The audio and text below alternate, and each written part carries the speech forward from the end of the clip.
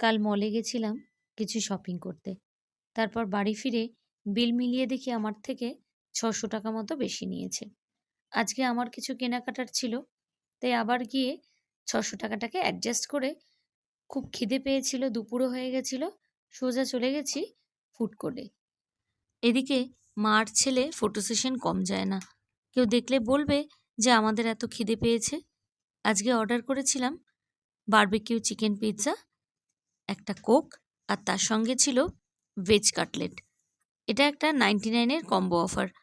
11টা থেকে 3টে পর্যন্ত এই অফারটা থাকে। এর আগেও খেয়েছি, বেশ ভালোই খেতে। এত খিদে পেয়ে গেছিল, আমরা তো খাওয়া শুরু করে দিয়েছি। আজকে দিনটা বেশ ভালোই গেল। ছেলে বলছিল কালকে ভাগ্যিস তোমার থেকে ওরা ৬০০ টাকা বেশি নিয়েছে, না তো আজকে বাড়িতে আমাদের মাছ ভাতই খেতে হতো। বেশ ভালোই গেল মা আর ছেলের সকালটা। শপিং সেরে বাড়ির দিকে রওনা হলাম। ভিডিওটা এখানেই শেষ করছি। টাটা।